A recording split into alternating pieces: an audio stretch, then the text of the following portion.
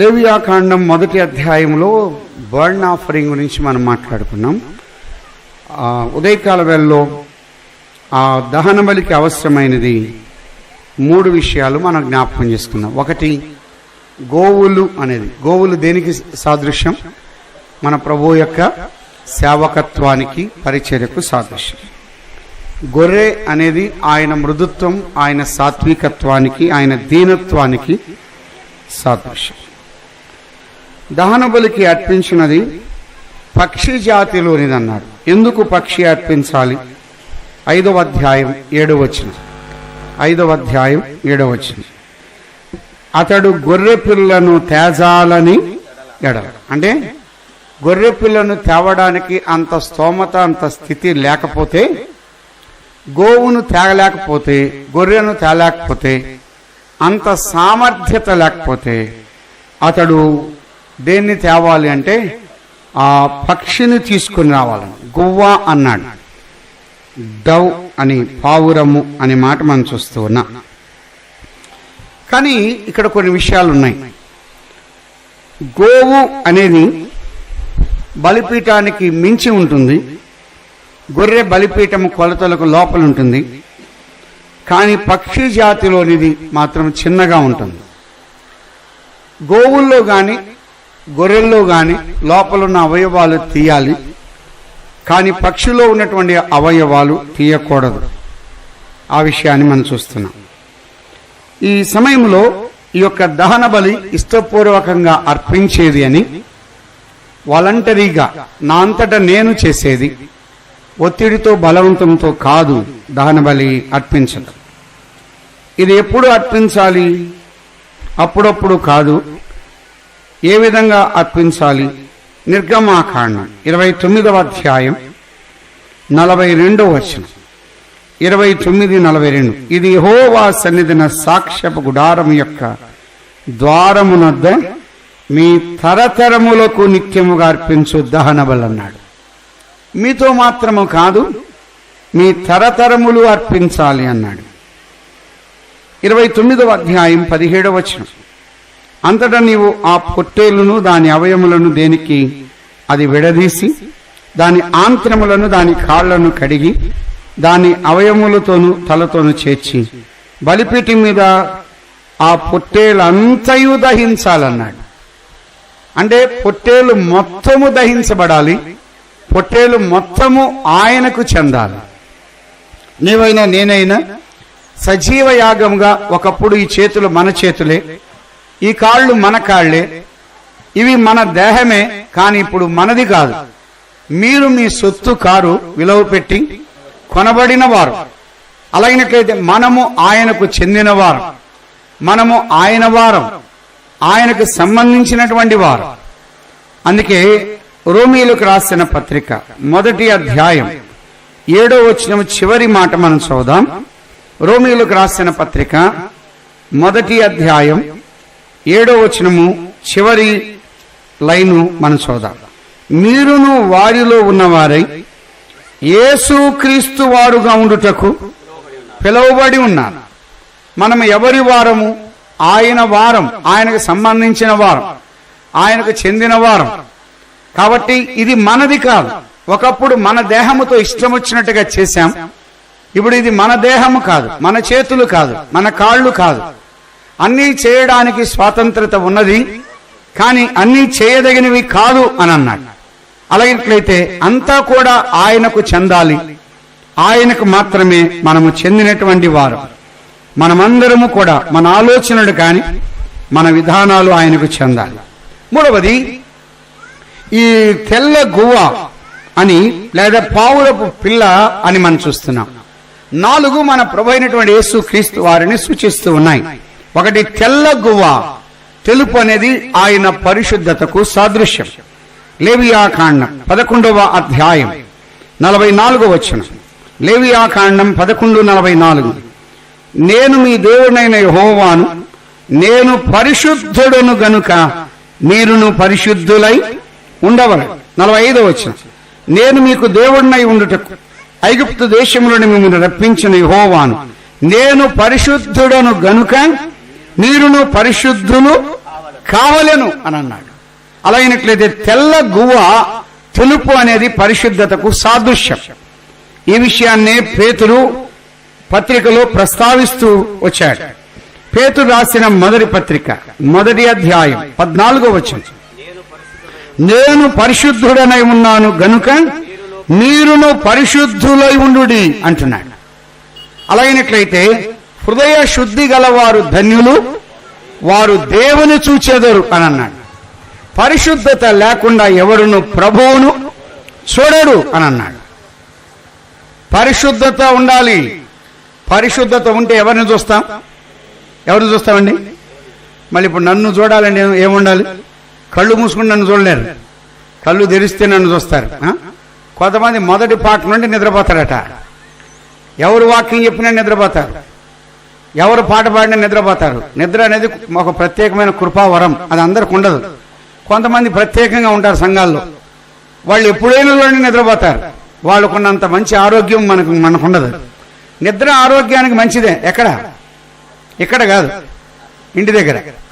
అందుకొరకు అన్నోళ్ళు హుబ్లీ నుండి రాత్రి అంతా సరిగ్గా నిద్ర పోలేదు, విజయానందమన్నా అసలు నిద్రపోలేదు. కాబట్టి వాళ్లే మేలుకొని ఉన్నప్పుడు మనం నిద్రపోతా ఉంటే సహోదరులు ముసుగు ముందుకు దాన్ని నిద్రపోతారట. తల ఊపినోళ్ళు ఊపినట్టే ఉంటారు, రాసిన వాళ్ళు రాసినట్టే ఉంటారు. కాబట్టి మీరు మాత్రం నిద్రపోయారనుకోండి, అది మీకే ఇబ్బంది. కొంతమంది నిద్రపోతారు, వారిని పానివ్వండి. వాళ్ళని ఎందుకంటే వాళ్ళని ఆటంకపరచకూడదు, ఎందుకంటే నిద్ర ఆరోగ్యానికి మంచిది. అది అలాగైతే లేవియా కాండములో ఈ తెల్ల గువ్వ అనేది పరిశుద్ధతకు సాదృశ్యం. అలాగైతే మన ప్రభువు ఎటువంటి వాడు? ఆయన పరిశుద్ధుడు. అందుకే పేతురు ఆ విషయాన్ని చెప్పాడు. దేవుడు పరిశుద్ధుడు, కాబట్టి మనము కూడా ప్రతి విషయంలో పరిశుద్ధులై మనం ఉండాలి. వాస్తవానికి కొరింథీయులు రాసిన మొదటి పత్రిక 1వ అధ్యాయం 2వ వచనం అన్నాడు, పరిశుద్ధ పరచబడి పరిశుద్ధులుగా ఉండుటకు పిలువబడ్డాం. పరిశుద్ధ పరచబడడం అనేది జరిగిన పని ఎన్నిసార్లు? ఒకసారి. పరిశుద్ధులుగా ఉండడానికి పిలువబడ్డం ప్రతి నిత్యము జరిగే పని. పరిశుద్ధులుగా మనం ఉండడానికి పిలువబడ్డాం. అలాగైనట్లయితే హృదయ శుద్ధి అనేది అవసరం. కాబట్టి శుద్ధి లేకుండా మన ప్రభువును మనము చూడలేం. 93వ కీర్తన 5వ వచనం అన్నాడు, యెహోవా ఎన్నటెన్నటికి నీ మందిరమునకు పరిశుద్ధతయే అనుకూలం. ఆయన మందిరానికి ఏది అనుకూలం? పరిశుద్ధత అనుకూలం. ఆ మాట మనం చూస్తున్నాం. ఈ ఫ్యాన్లు ఉన్నాయి, ఎవరికి అనుకూలం? మనకు. కీబోర్డు మనకు, మైక్ సిస్టమ్ మనకు, ఈ పెండాలు వేశారు మనకు. కానీ ఆయనకు అనుకూలమైనది ఏది? పరిశుద్ధత. కాబట్టి ఆయన కోరేది సంఘములో పరిశుద్ధత. బలిపీఠం మీదకి వచ్చే ఆ పశువు లేకపోతే ఆ యొక్క పక్షి ఎటువంటిదై ఉండాలంటే తెల్ల గువ్వ అన్నాడు. పరిశుద్ధత కలిగినదై ఉండాలి. పరిశుద్ధతతో మన ప్రభువును సేవించాలి. అపవిత్రులంగా కాదు, పాప జీవితాన్ని అనుభవిస్తూ కాదు, అక్రమ జీవితాన్ని సాగిస్తూ మన ప్రభువును సేవించలేం. దానికి తగినటువంటి ఫలితము, పర్యవసానం మనం అనుభవించాలి. అలాగైనట్లయితే తెల్ల గువ్వ అనేది పరిశుద్ధతకు సాదృశ్యం. అది ఎప్పటికప్పుడు ఆ యొక్క పరిశుద్ధ జీవితం కలిగి మనము బలిపీఠం మీదకి రావాలి. రెండవది చెప్పాడు, తెల్ల గువ్వ ఆ పక్షి అనేది ఒక స్థలములో ఉండదు. పక్షి ఏం చేస్తుంది? సంచరిస్తుంది, అది తిరుగుతుంది. అలాగైనట్లయితే మన ప్రభు అయినటువంటి యేసు క్రీస్తు వారు ఆయన సంచరించేవాడు, ఒక స్థలములో ఉన్నటువంటి వాడు కానే కాదు. లూకా సువార్త 8వ అధ్యాయం 1వ వచనం. లూకా సువార్త 8:1. వెంటనే ఆయన దేవుని రాజ్య సువార్తను తెలుపుచు ప్రకటించుచు ప్రతి పట్టణములోను ప్రతి గ్రామములోను సంచారము చేయుచు ఉండెను. శిష్యులు కూడా ఏం చేశారు? 9వ అధ్యాయం 6వ వచనం. లూకా సువార్త 9:6. ఏమన్నారు? 9వ అధ్యాయం 6వ వచనం. వారు బయలుదేరి అంతటను సువార్త ప్రకటించుచు రోగులను స్వస్థపరచు గ్రామములలో సంచారము చేసిరి. గ్రామములో సంచారము చేశారు. 13వ అధ్యాయం 22వ వచనం. లూకా సువార్త 13:22. ఆయన యెరూషలేమునకు ప్రయాణమైపోవచ్చు, బోధించుచు పట్టణముల్లోను గ్రామముల్లోను సంచారము చేయుచు ఉండెను. అలాగైతే ఆయన ఒక స్థలములో నిలబడ్డానికి కాదు ఆయన వచ్చింది. ఆయన సంచరించాడు. పక్షి సంచరించేది, పక్షి తిరిగేది, అది తిరుగుతుంది. ఒక స్థలములో స్థిరంగా ఉండేది కాదు, ఒకవేళ అది నిలకడగా ఉండేది కాదు, అది సంచరించేది. మన ప్రభు యొక్క సంచారం. ఆయన యెరూషలేములో సంచరించాడు, పైనున్న సమరేకు సంచరించాడు, ఎక్కువగా ఆయన గలిలయలో సంచరించాడు. వాస్తవానికి సమరయకు యూదులు వెళ్ళకూడదు. కింది వైపున మ్యాప్ లో చూస్తే యూదయ యెరూషలేం ఉంటుంది, పైన సమరయ ఉంటుంది, దాని పైన గలిలయ ఉంటుంది. ఈ యొక్క యూదులు గలిలయకు వెళ్ళాలంటే కుడివైపున్న పెరయకు వెళ్లి వారు గలిలయకు వెళ్ళాలి. కానీ ఆయన సమరయ గుండా వెళ్ళవలసి వచ్చింది.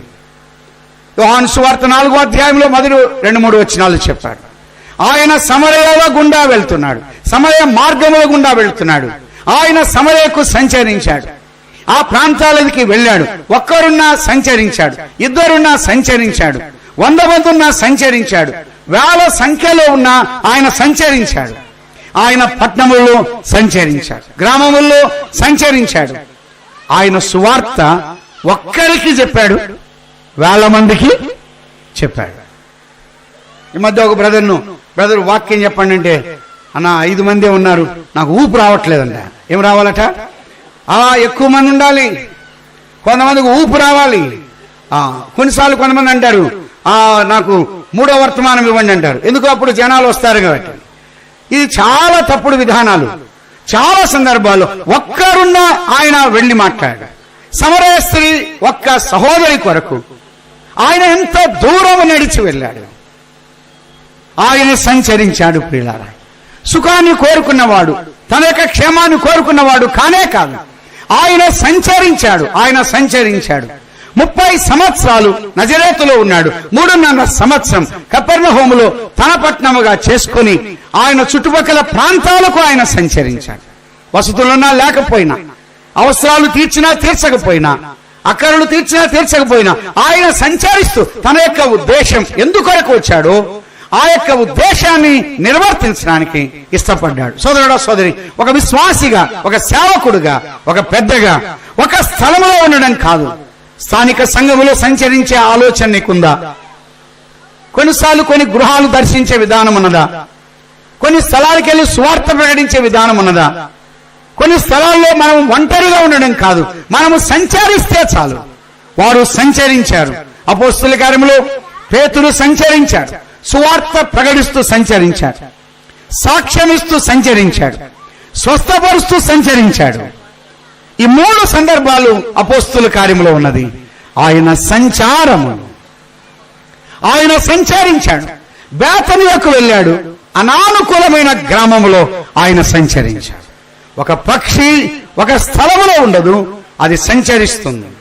ఒకటి తెల్ల గువ్వ అని అన్నాడు, ఆయన పరిశుద్ధతకు సాదృశ్యం. రెండవది ఆయన సంచరిస్తున్నాడు, పక్షి తిరిగేది, ఆయన సంచరించాడు. మూడవది మొదటి అధ్యాయంలో 14వ వచనం చూద్దాం. లేవియాకాండం 1వ అధ్యాయం 14వ వచనంలో అర్పించినది పక్షి జాతిలోనిదైన ఎడల తెల్ల గువ్వల్లో నుండి గాని పావురపు పిల్లల్లో నుండి గాని తేవలను. ఈ గువ్వ గాని పావురం గాని పైన ఉంటదా కింద ఉంటదా? అది పైన ఉంటది. మన ప్రభు అయినటువంటి యేసుక్రీస్తు వారు ఎక్కడున్నాడు? ఆయన పైన ఉన్నాడు. యోహాను సువార్త 3వ అధ్యాయం. యోహాను సువార్త మన ప్రభు ఆయన ఎక్కడి నుండి వచ్చిన వాడు ఆ సంగతి జ్ఞాపనం. 3:31 పైనుండి వచ్చువాడు అందరికీ పైనున్నవాడు, భూమి నుండి వచ్చువాడు భూసంబంధమైన సంగతుల గురించి మాట్లాడు, పరలోకం నుండి వచ్చువాడు అందరికీ పైగా ఉన్నాడు. ఆయన పైగా ఉన్నవాడు, ఆయన కిందవాడు కాదు. 8వ అధ్యాయం 23వ వచనం యోహాను సువార్త 8:23 అప్పుడు ఆయన మీరు క్రిందివారు, నేను పైనుండు వాడు. నేను ఎక్కడుండేవాడిని? నేను పైనుండేవాడును, నేను క్రింది వాడును నేను కాదు, నేను పైనుండేవాడును అని అన్నాడు. 97వ కీర్తన 9వ చరణం. 97వ కీర్తన 9వ చరణం. ఎలా అనగా యెహోవా భూలోకమంతటికి పైగా నీవు మహోన్నతుడవై ఉన్నావు. ఆయన పైగా ఉన్నవాడు, సమస్త దేవతల కంటే పైగా ఉన్నవాడు, అన్నిటికంటే ఆయన పైగా ఉన్నవాడు, అత్యధికమైన ఔన్నత్యము పొందినవాడు. ఆయన పైనున్నవాడు. ప్రియులారా, అమ్మాయ, ఆయన పైనున్నవాడు. ఎఫెసీయులకు రాసిన పత్రిక 4వ అధ్యాయం, ఎఫెసీయులకు రాసిన పత్రిక 4వ అధ్యాయం 6వ వచనం. అందరికి తండ్రి అయిన దేవుడు ఒక్కడే, ఆయన అందరికీ పైగా ఉన్నవాడు. సోదరుడు సోదరి, ఆయన పైనున్నవాడు. ఆయన ఆలోచనలు ఉన్నతమైనవి. ఆయన పైనున్నవాడు. పైనున్న వాటినే వెదకుడు అని అన్నాడు. అలనాడు నిచ్చెన పైన ఆయన ఉన్నాడు. యాకోబు కింద ఉన్నాడు, నిచ్చెన పైన ఎవరున్నారు? ఆయన. ఆ బండ పైన ఆయన ఉన్నాడు. ఆయన పైగా ఉన్నవాడు. ఆ జెఫన్యా గ్రంథములో గాని, జకరియా గ్రంథములో గాని ఆయన పైగా ఉన్నవాడు. ఆయన కిందవాడు కాదు, ఆయన పైనున్న వాడు. ఆయన ఆలోచనలు గాని, ఆయన ఉద్దేశాలు గాని, ఆయన సంకల్పాలు గాని, ఆయన విధానాలు గాని అవి ఉన్నతమైనవి. అలాగైతే మన ప్రభువు పైనున్నవాడు. ఒకటి పక్షి తెల్లది అని అన్నాడు. ఆయన పరిశుద్ధతకు సాదృశ్యం. పక్షి సంచరించేది. మన ప్రభు అయినటువంటి యేసుక్రీస్తు వారి యొక్క సంచారమును మనం చూస్తున్నాం. పక్షి పైనున్నది. అలాగినట్లయితే పక్షి అంటే పెద్దదా చిన్నదా? అది చిన్నది. అయితే మన ప్రభు అయినటువంటి యేసుక్రీస్తు వారు ఆయన ఎక్కువ వాడు, తక్కువ వాడయ్యాడు. ఆయన ఎక్కువ వాడు, తక్కువ వాడయ్యాడు. పక్షి పైనున్నది, కానీ ఇప్పుడు దేని మీదకి వస్తుంది? బలిపీఠం మీదకి వస్తుంది. అయితే ఆయన పైనున్నవాడు సమీపానికి వచ్చాడు. అంటే ఇలా చెప్పుకున్నాం, దూరముగా ఉన్నవాడు ఏమయ్యాడు? దగ్గరకు వచ్చాడు. అపోస్తుల కార్యం 17వ అధ్యాయం. దూరముగా ఉన్న మన ప్రభువు ఎలా వచ్చాడు? 27వ వచనం ముగింపులు అంటున్నాడు, ఆయన మనలో ఎవనికి దూరముగా ఉండువాడు కాడు. ఆయన సమీపానికి వచ్చాడు. ఆయన అందుబాటులోనికి వచ్చాడు. ఆయన పైనున్నవాడు, అత్యున్నతమైన సింహాసనములో ఉన్నటువంటి వాడు. ఆయన రిక్తుడుగా వచ్చాడు. ఆయన దాసుడుగా వచ్చాడు. ఆయన ఎలా వచ్చాడంటే ఆయన దిగి వచ్చాడు. ఆయన దిగి వచ్చాడు. దేవదూతల కంటే తక్కువ వాడు, ఎక్కువ వాడు, తక్కువ వాడయ్యాడు. ధనవంతుడు దరిద్రుడయ్యాడు. పైనున్నవాడు కిందికి వచ్చాడు. లూకా సువార్త 19:10, నశించిన దానిని వెదకి రక్షించుటకు మనుష్య కుమారుడు వచ్చాను. తిమోతి రాసిన మొదటి పత్రిక 1వ అధ్యాయం 15వ వచనం. పాపులను రక్షించుటకు క్రీస్తు యేసు ఈ లోకమునకు వచ్చాను. ఆయన సమీపానికి వచ్చాడు. ఆయన అందుబాటులోనికి వచ్చాడు. ఆయన చిన్నవాడుగా కనబడుతున్నాడు. ఆయన రిక్తుడుగా ఉన్నాడు. ఆయన ఎంటీ చేయబడ్డాడు. ఆయన ఖాళీ చేయబడ్డాడు. ఆయన ఎంత సమీపానికి వచ్చాడో. అలా అయినట్లయితే గొర్రెను తేజాలని ఎడల పక్షిని తేవాలి అంటే అందరికీ అందుబాటులో ఉన్న మన ప్రభు. ఆయన ధనికులకు అందుబాటులో ఉన్నాడు, దరిద్రులకు అందుబాటులో ఉన్నాడు, బలహీనులకు అందుబాటులో ఉన్నాడు, బలవంతులకు అందుబాటులో ఉన్నాడు, సమీపంలో ఉన్నటువంటి వాడు. సోదరుడా సోదరి, ఆయన ఎంత రిక్తుడిగా చేయబడ్డాడు. ఆయన ఎంతగా తగ్గించబడ్డాడు. పావురము అంటే అందులో చేదు లేదు, అందులో చేదు ఉండదు. పుచ్చు అంటారా మీ దగ్గర? చేదు. ఆ చేదు ఉండదు పావురంలో. ఆయనలో ఏమీ లేదు, పాపము లేనివాడు. యోహాను సువార్త అలంకరణగా ఒక మాట చూద్దాం. ఆ పోలికలో మన ప్రభువు 19వ అధ్యాయం 23-24 వచ్చిన యోహాను సువార్త 19వ అధ్యాయం. యేసును సిలువ వేసిన తరువాత ఆయన వస్త్రమును తీసుకొని ఒక్కొక్క సైనికునికి ఒక్కొక్క భాగం వచ్చినట్లు వాటిని 4 భాగములు చేసిరి. ఆయన అంగీని కూడా తీసుకొని ఆ అంగీ కుట్టు లేక పైనుండి యావత్తు నేయబడింది గనుక వారు దాన్ని చింపక అని అన్నాడు. అలాగినట్లయితే వస్త్రమును 4 భాగాలు చేశారు గాని అంగీని 4 భాగాలు చేయలేదు. ఆ అంగీకి కుట్టు లేదు అని అన్నాడు. అంగీకి ఏమి లేదు, కుట్టు ఉంటే చించడము సులువు. కుట్టు ఉంటే చించవచ్చు. ఒక షర్ట్లో కానీ ఒక డ్రెస్సులో కానీ కుట్టు ఉంటే చించవచ్చు. ఆయనలో కుట్టు లేదు, ఆయనలో లోపము లేదు, ఆయనలో పుచ్చు లేదు, ఆయనలో చేదు లేదు, ఆయనలో పాపము లేదు, ఆయనలో మలిము లేదు, ఆయనలో మస్సు లేదు. అలాగట్లయితే లోపము లేనటువంటి వాడు ఆ బలిపీఠం మీదకి తీసుకొచ్చేది లోపము లేనిదై ఉండాలి అని అన్నాడు.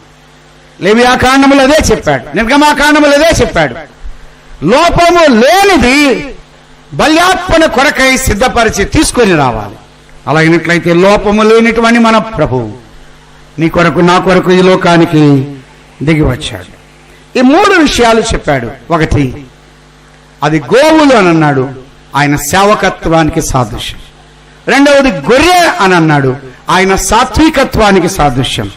మూడవది పక్షి జాతిలోనిదని అన్నాడు, ఆయన పరిశుద్ధతకు, ఆయన పైనున్నవాడు, ఆయన సంచారములు, ఆయన దిగి వచ్చాడు, సమీపానికి వచ్చాడని దానికి సాదృశ్యం. మంచిది. ఆ యొక్క పశువు ఎటువంటిదై ఉండాలి? 3వ వచనంలో, 1వ అధ్యాయం 3వ వచనం లేవియాకాండం అన్నాడు, అతడు దహన బలి రూపకంగా అర్పించున్నది గోవుల్లోనిదైన ఎడల. ఇక్కడ ఒక మాట అన్నాడు, దోషము కలిగిందా నిర్దోషమైందా? నిర్దోషమైనది అని అన్నాడు. లోపము కలిగినది లెక్కకు రాదు అని అన్నాడు. నిర్దోషమైనది. మన ప్రభు ఎవరు? హెబ్రీయులకు రాసిన పత్రిక 9వ అధ్యాయం 14వ వచనం. హెబ్రీయులకు రాసిన పత్రిక 9:14. నిత్యుడుగు ఆత్మ ద్వారా తను తాను దేవునికి నిర్దోషినిగా అర్పించుకొనిన క్రీస్తు యొక్క రక్తం. 7వ అధ్యాయం 26వ వచనం. పవిత్రుడు నిర్దోషి అంటే ఆయన దోషము లేనివాడు. అలా అయినట్లయితే నిర్దోషమైనది మన ప్రభు అయినటువంటి యేసు క్రీస్తు వారిలో ఏ దోషము లేదు. ఆయన నిర్దోషి. కాబట్టి ప్రభువును ఆరాధించే నీవు నేను దహన బలిపీఠం మీదకి సజీవయాగముగా వచ్చే మనలో దోషం ఉండకూడదు, లోపం ఉండకూడదు, బలహీనత ఉండకూడదు. నిర్దోషమైనది అని అన్నాడు. మనం ప్రభువుకు అర్పించే అర్పణ కూడా ఎటువంటిది? దోషము లేనిదై ఉండాలి అన్నాడు. మీరు ఎక్కడైనా చూడండి, కొన్నిసార్లు ఎక్కడ నోటు చల్లకపోతే కానుక పెట్టలేస్తాం. ఎందుకని? కుడి చేతితో వేసేది ఎడమ చేతికి తెలియకూడదు. ఈ చినిగిపోయిన నోటు. మా దగ్గర సంఘ పెద్దలు అంటూ ఉంటారు, అన్నా చాలా నోట్లు ఉన్నాయి చినిగిపోయిన, దీని విషయం చెప్పండి అని. ఎన్నిసార్లు చెప్పినా అంతే, దీని విషయం ఎట్టా అన్నారు. ఏముంది పెద్దలు మీరే భరించండి అని. అన్ని నోట్లు మేము ఎట్ట భరిస్తాం? చినిగిపోయిన నోటు తీసుకొచ్చి జాగ్రత్తగా వేస్తాం. ఎందుకని? ఎక్కడ చల్లకపోతే, ఏ షాపులో కూడా చల్లకపోతే, కండక్టర్ కూడా తీసుకోకపోతే తీసుకొచ్చి కానుక పెట్లు వేస్తూ ఉంటాం. ఎంత జాగ్రత్తగా వహిస్తామో ఆ నోటు వేసేటప్పుడు. అటు ఇటు చూసేస్తాం. వీళ్ళారా, ప్రభువుకు అర్పించే అర్పణ నిర్దోషమైనదై ఉండాలి. దేనికి పనికి రాకపోతే కాదు, దేనికి వల్లగాడు బైబిల్ ట్రైనింగ్ పంపండి అంటున్నాడు. 10th క్లాస్ తప్పాడు, ఇంటర్మీడియట్ ఫెయిల్ అయిపోయాడు, డిగ్రీ కూడా పోయాడు, ఇంకా వల్ల కాదు, ఉద్యోగం రాదు, ఉద్యోగం ఏది రాలేదు, ఏ కోర్సు రాలేదు, ఇంజనీరింగ్ రాలేదు, డాక్టర్ రాలేదు, బైబిల్ ట్రైనింగ్ మేము పంపుతున్నాము. దేనికి పనికి రాకపోతే బైబిల్ ట్రైనింగ్ కాదు. దేనికి చెల్లుబాటు కాకపోతే దేవుని యొక్క సేవ కాదు. దేవుని సేవించే నీవు నేను దోషముతోనా, లోపముతోనా, బలహీనతతోనా, లేకపోతే మనలో ఉన్నటువంటి మలినముతోనా? అలాగే నిర్దోషమైనది మన ప్రభు అయినటువంటి యేసు క్రీస్తు వారు. ఆయన నిర్దోషి అని అన్నాడు. రెండవది చెప్పాడు, మగది అని అన్నాడు.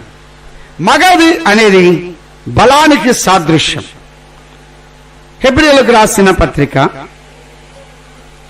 6వ అధ్యాయం 7వ అధ్యాయం 25వ వచనం. హెబ్రీయులకు రాసిన పత్రిక 7:25.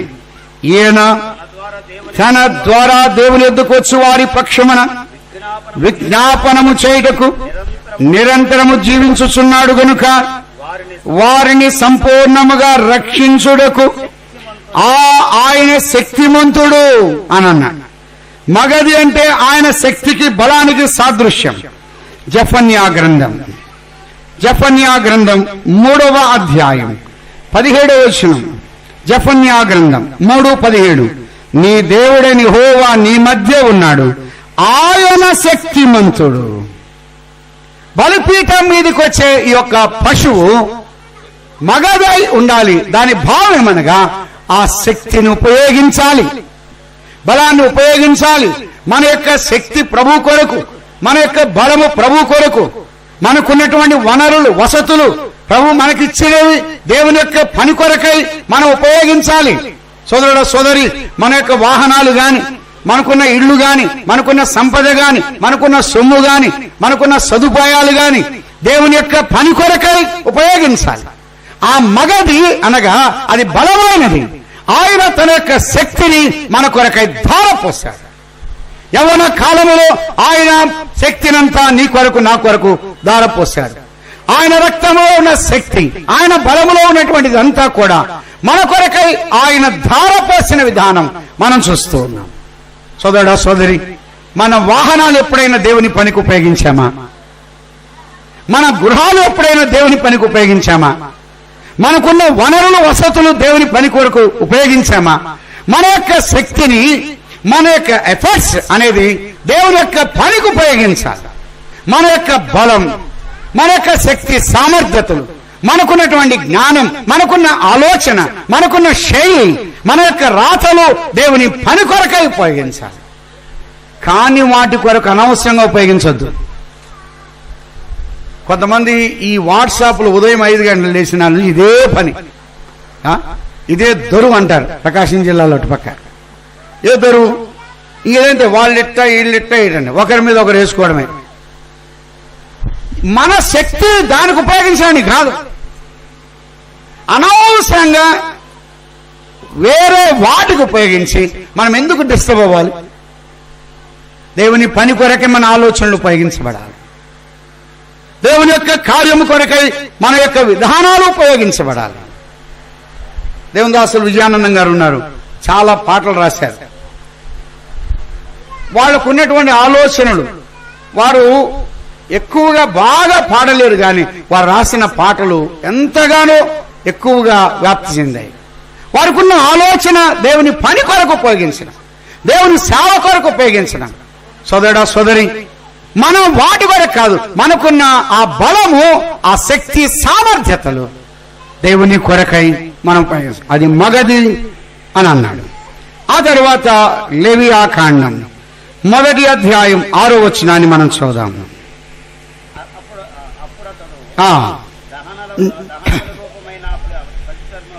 వలచి విడదీసిన తరువాత అన్నాడు. 5వ వచనం కూడా చదువుదాం. యెహోవా సన్నిధి నా కోడెదూడను వధించిన తరువాత యాజకులైన అహరోను కుమారుడు దాని రక్తమును తెచ్చి ప్రత్యక్షపు గుడారం ఎదుటిన బలిపీఠము చుట్టూ ఆ రక్తమును ప్రోక్షించాలి. రక్తము బలిపీఠము చుట్టూ ప్రోక్షించబడాలి. రక్తము లేవియాకాండం 17వ అధ్యాయం 11వ వచనం. రక్తము దేహమునకు ప్రాణము అన్నాడు. 12వ వచనం. కాబట్టి మీలో ఎవడును రక్తము తినకూడదు. 13వ వచనంలో అంటున్నాడు, లేకపోతే చివరన 13వ, ఏలైనగా అది సమస్త దేహములకు ప్రాణాధారము అని అన్నాడు. 14వ వచనంలో అంటున్నాడు, దాని రక్తము దాని ప్రాణమునకు ఆధారం. రక్తమును తినకూడదు. ఆ రక్తమంతా బలిపీఠము చుట్టూ ఏమవ్వాలి? ప్రోక్షించబడాలి, ప్రాయశ్చిత్తము కొరకై అని అన్నాడు. ఆ రక్తమును మన ప్రభు అయినటువంటి యేసు క్రీస్తు వారి యొక్క రక్తం. రోమీలకు రాసిన పత్రిక 5వ అధ్యాయం 9వ వచనం. కాబట్టి ఆయన రక్తము వలన ఇప్పుడు నీతిమంతులుగా తీర్చబడ్డాం. ఆయన రక్తము వలన నీతిమంతులుగా తీర్చబడ్డాం. ఆయన రక్తం ఎటువంటిది? పేతురు రాసిన మొదటి పత్రిక 1వ అధ్యాయం 19వ వచనం. అమూల్యమైన రక్తం అంటే మూల్యము చెల్లించలేనటువంటి రక్తం. దానికి మూల్యము వెలకట్టలేదు. ఆ రక్తం అని అన్నాడు, నిర్దోషమైన రక్తం, కలంకము లేని రక్తం, గొర్రె పిల్ల వంటి క్రీస్తు రక్తం. ఆ రక్తధారలు అది కన్నాడు, రక్తము చిందింపంది పాపాలకు క్షమాపణ లేదు. యేసు రక్తం ప్రతి పాపము నుండి పవిత్రులుగా చేస్తుంది. రక్తము దేని కొరకు? యేసు ప్రభు యొక్క రక్తం దేనికి ఉపయోగించాలి? పాపాలు కడగబడ్డానికి మాత్రమే రక్తం. చాలాసార్లు గృహప్రవేశం అప్పుడు చెప్తూ ఉంటారు, ప్రార్థన చేస్తారు కొంతమంది, ప్రభువా ఈ గదులు మీ రక్త ప్రోక్షణ కిందకి తీసుకున్నామని. గదులు కడగడానికి కాదు, రక్తం. కొత్త బండి కొంటే సార్లు కొంతమంది పాస్టర్లు ప్రార్థన చేస్తారు, ప్రభువా మీ రక్తం చేత ఈ బండిని కడగండి అని. బండు కడగడానికి రక్తం విలువ లేకుండా ఉపయోగిస్తున్నాం. బండ్లు కడగడానికి రక్తం, గదులు కడగడానికి రక్తం. ఒకసారి వెళ్తే అసెంబ్లీ వాళ్ళు కాదు, వెళ్తే ఒక చెంబుతో నీళ్లు తెమ్మన్నాడు, తెచ్చింది అనగానే ఇది యేసు ప్రభు యొక్క రక్తం అని గడప దగ్గర పోసాడు, గదుల్లో ఇచ్చాడు, మూలన పెట్టాడు, ఎవరో కింద పడేశారు. నేను అన్నాను, అన్న రక్తం కింద పడింది. అది నీళ్లు బ్రదర్ అన్నాడు. అన్న ఇంతవరకు మబ్బె పెట్టావు కదా అది రక్తం అని, మనుషులను మబ్బె పెట్టావు రక్తం అని, నీళ్లు పట్టుకుని రక్తమా? రక్తము గదులు కడగని సర్ఫులు లేవా?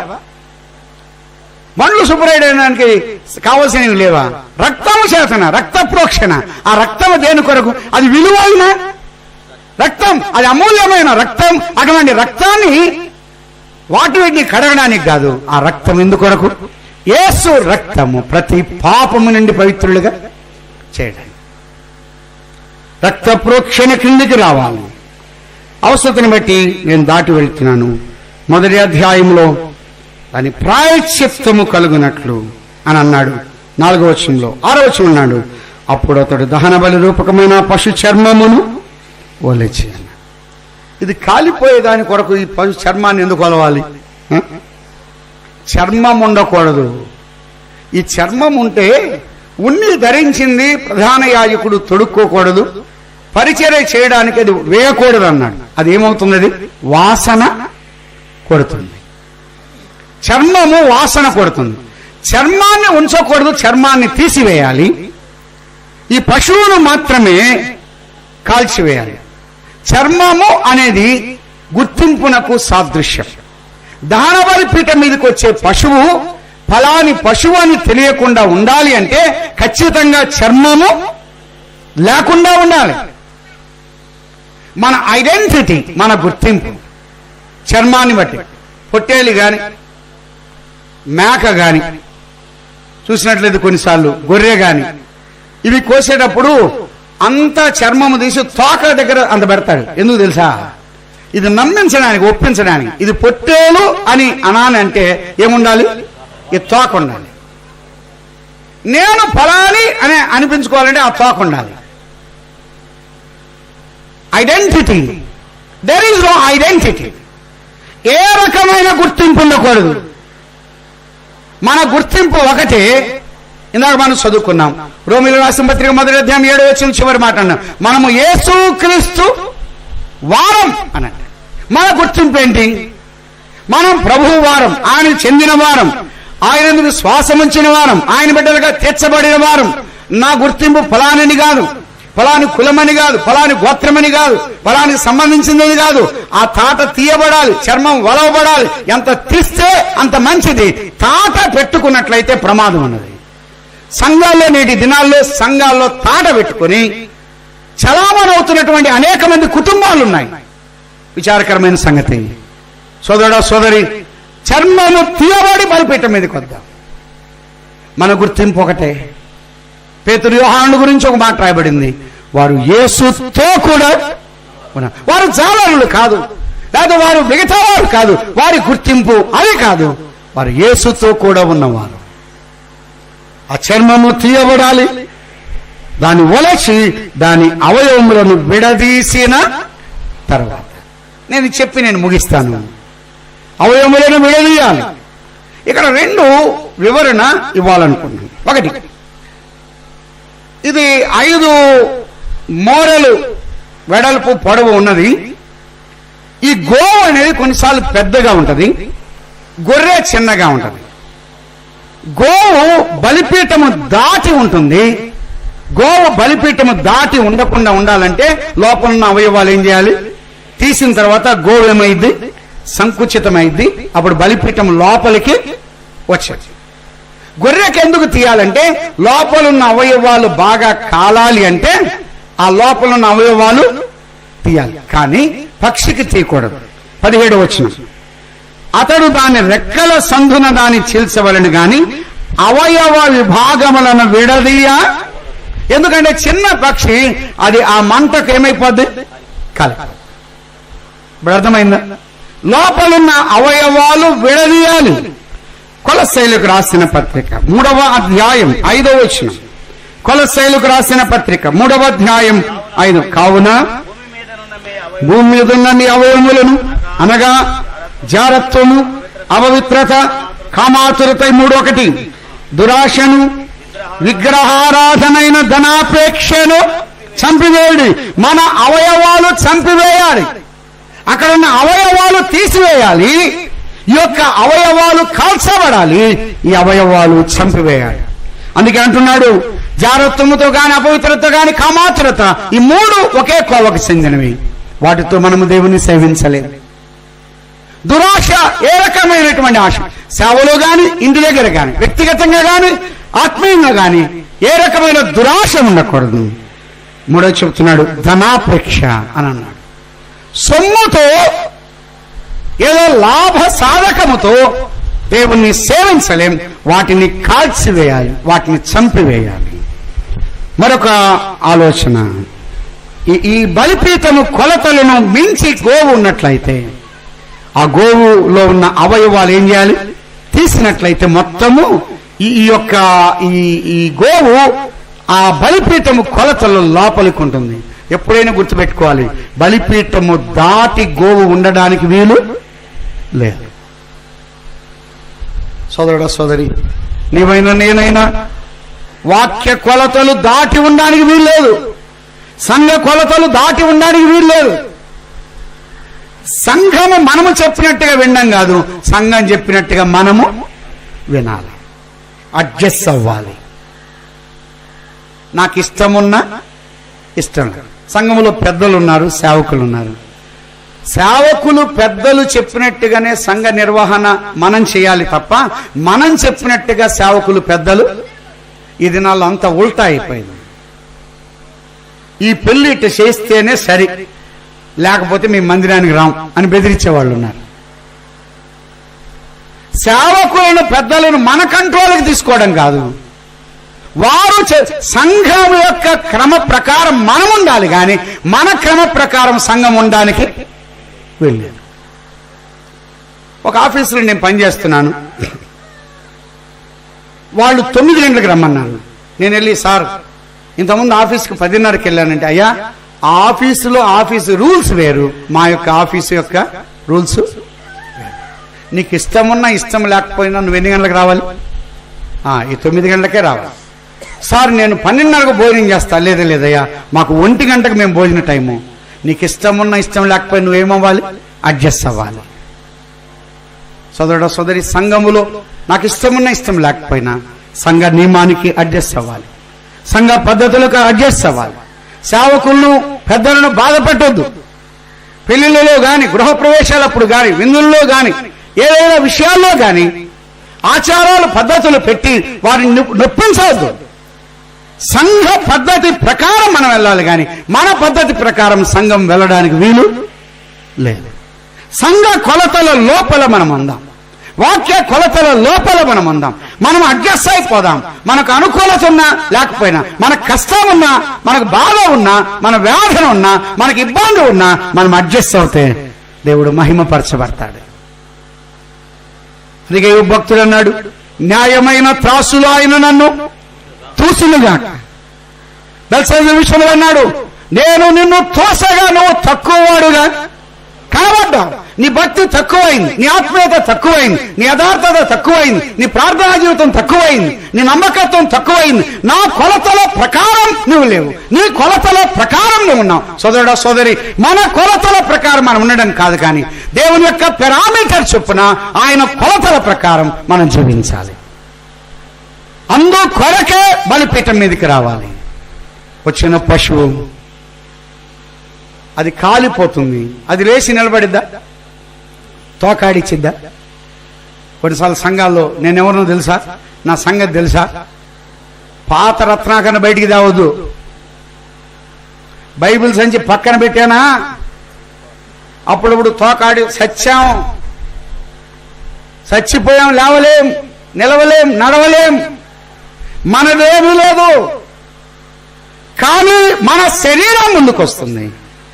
ఆ యొక్క అర్పణలో మొత్తము కాల్చివేయబడాలి, కట్టెలు చక్కగా పేర్చబడాలి, ఆ కట్టెల మీద అవయవాలు పేర్చబడాలి, ఆంత్రములు గాని లోపల ఉన్న అవయవాలు, కాళ్ళు నీళ్లతో కడగాలి. ఎక్కడెక్కడో తిరిగినటువంటి కాళ్ళు వాక్యమైన నీళ్ల చేత కడగబడాలి. లోపల ఉన్న ఆంత్రములు కడగాలి. అంతర్గతంగా ఎంత మలినముందో దేవుని యొక్క వాక్యము లోపలికి దూరి పనిచేసేది, వాక్యము చేత కడగబడాలి. అది మొత్తము కాలిపోతుంది. అందుకే ఆది కాండములో చెప్పాడు, 22వ అధ్యాయం 3వ వచనంలో అబ్రహాము కట్టెలు చక్కగా ఆ చీల్చి అని అన్నాడు. 22వ అధ్యాయం 9వ వచనం అన్నాడు, కట్టెలు పేర్చాడు. ఇక్కడ మనం చూస్తున్నాం, కట్టెలు కాల్చబడ్డాయి. చీల్చబడిన కట్టెలు, పేర్చబడిన కట్టెలు, కాల్చబడిన కట్టెలు. మన ప్రభు అయినటువంటి యేసు క్రీస్తు వారు కూడా కట్టెలుగా నీవు నేనే, మనలో ఉన్న అహం, మనలో ఉన్న అవిధేయత, మనలో ఉన్న అహంకారం, మనలో ఉన్న వ్యతిరేక స్వభావాలు ఎంత కాల్చబడితే అంత మంచిది. అయ్యా నీకు ఆయాసకరమైంది, నాలో ఏమైనా ఉన్నదా తీసివేయి. ప్రభు కొరకై అటువంటి అర్పణ, అది ఇంపైన సువాసన ఆయన ఆగ్రహిస్తూ ఉన్నాడు. తండ్రి అయినటువంటి దేవుని ఎదుట ప్రభు అయినటువంటి యేసు క్రీస్తు వారు కల్వరి శిలువ అనే బలిపీఠములో ఆయన పూర్తిగా అర్పించబడ్డాడు. బలిపీఠములు ఇత్తడి జల్లెడ ఉంటుంది, ఆయన దేహము ఇత్తడి జల్లెడలాగా మారిపోయింది. అంతర్గత అవయవాలు బహిర్గతమయ్యేంత వరకు కొట్టారు. ఆయన చూడనల్లని వాడుగా, వ్యసనాక్రాంతుడుగా కనబడ్డాడు. నీ కొరకు నా కొరకు రక్తమును ధారపోశాడు. చనిపోయి సమాధి చేయబడి తిరిగి లేచాడు. అతని నలుగొట్టకు యెహోవాకు ఇష్టమైన, ఆయన ఇష్టమైన రీతిలో కాలిపోయాడు. తనకు కష్టమైన తండ్రి ఇష్టాన్ని నెరవేర్చిన ప్రభు అయినటువంటి యేసు క్రీస్తు వారు. సోదరుడా సోదరి, నీవు నేను ప్రభు యొక్క ఇష్టాన్ని నెరవేరుతాను. ఆయన చిత్తము చొప్పున నెరవేర్చి మనం ముందుకు సాగుతాం. దేవుడి మాటలు దీవించునుగాక. దయగల దేవా, మీరు అందించిన మాటలు బట్టి స్తోత్రములు. తిరిగా మాట్లాడవలసిన మీ దాసులను బలపరిచి మీరు ఉపయోగించమని యేసు క్రీస్తు ప్రభు నామమున స్తోత్రము చెల్లించి ప్రార్థించి అడిగి వేడుకుంటున్నాము తండ్రి. ఆమేన్.